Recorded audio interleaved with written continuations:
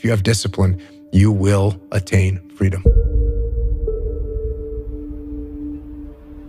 Train, study, work, practice. Train, study, work, practice. Train, study, work, practice. Standing there lost and not doing anything is just waiting to die, waiting to starve to death. Don't let that happen. Your excuses will destroy you and take everything that you ever wanted from you if you let them. When your excuses make you feel a little bit better about the fact that you didn't execute on what you needed to execute on, then they can make you feel better, but they're not helping you. If you want freedom in your life, you have to have discipline. Start now. Go do something that's hard.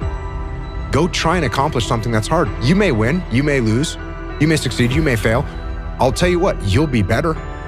If you don't accept that challenge, if you don't step up and step into that cold water, this is not a good move. Don't do that. Don't do that. Just get up. Move towards that challenge, whatever that challenge is. Move towards that challenge and go attack it. You have to start moving forward. You have to start taking steps in order to improve your vision, improve your perspective, change your perspective, make some kind of progress. And worst case scenario, you figure out that you walked the wrong direction. Okay, now you can go walk in the other direction. What you learn to do is, okay, I'm gonna go forward, I'm not gonna quit, so I'm gonna go forward, bring it on.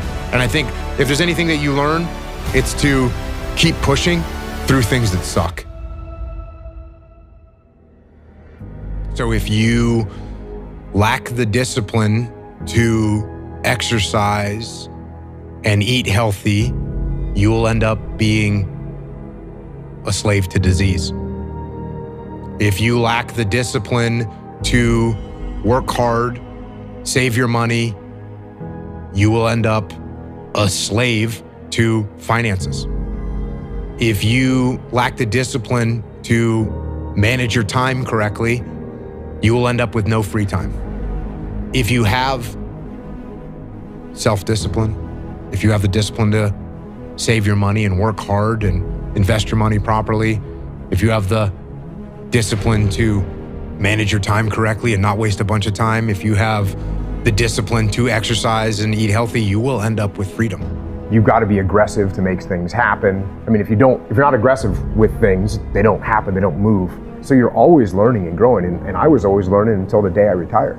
And people can actually confront the fact that this is all because of me, and it hurts, but is also unbelievably empowering, because if these problems are because of me, then I'm capable of fixing these problems. So even though extreme ownership hurts and is painful, it's also liberating, because now you have control over your fate and over your destiny, and that is a glorious thing.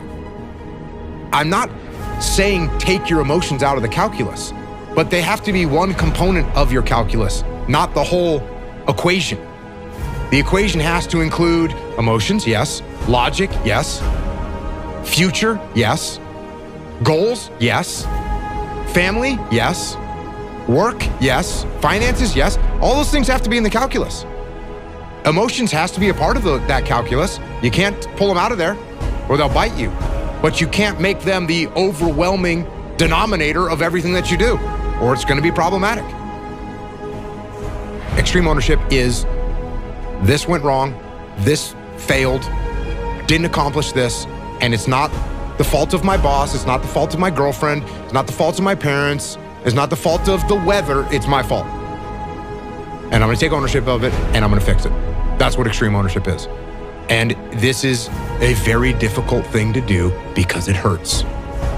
Because when you look around at your life and you look around at your job and your financial situation and your relationship and your physical health, and when you look at all those things and all the problems that you may have with those things, and you say, the reason I have all those problems is because of me, that can hurt, that can sting.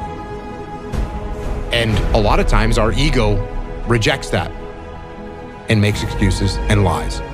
And then we don't have to change anything. And then nothing changes. So again, I would love to be able to, give you this profound anchor that people need to have. But it's like, oh, do you want to do this or not?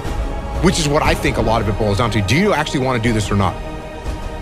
Do you actually want to do this or not? Because if you actually want to do it, what's going to stop you? Nothing. And if you don't really want to do it, what's going to stop you? Just about anything that comes up.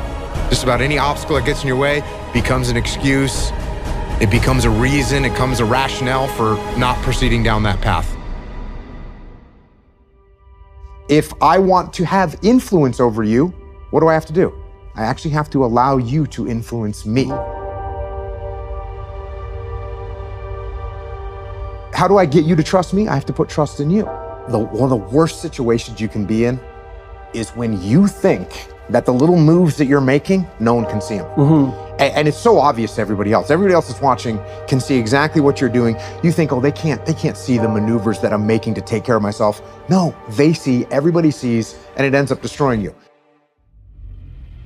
I have to open my mind up and allow you to influence me. If I just stick with my own ideas, you close your mind as well. If I have a closed mind, you're gonna close my mind. If I want you to care about me, what do I have to do? I have to care about you. And by the way, in my opinion, these are the components of a relationship. Right? Yes, definitely. If we listen to each other, if we don't listen to each other, we don't have a relationship. Yeah. If we don't respect each other, we don't have a relationship. If we're not influenced by each other, we don't have a relationship. So if we don't care about each other, obviously we don't have a relationship. So when you want to build a relationship, what do you have to do? You have to listen to the other person. By the way, this applies to your employees. It applies to your kids. It applies to your spouse. It applies to everyone. If you want them to listen to you, you have to listen to them. And you can't just, I'll stop talking as I prepare my counter for what you're saying right now. It's like, I'm literally gonna listen to what you have to say and try and open up my mind and open up my perspective so that I understand your world as well as I possibly can. I'm gonna integrate that into what my thoughts are, and we're gonna come to an understanding. We're gonna move forward with a better solution. So the idea of barking orders, the military or any organization can be run through authoritarian dictatorship. Look, you can make it work for a little while, but it's not a long-term solution, and that's what you gotta watch out for.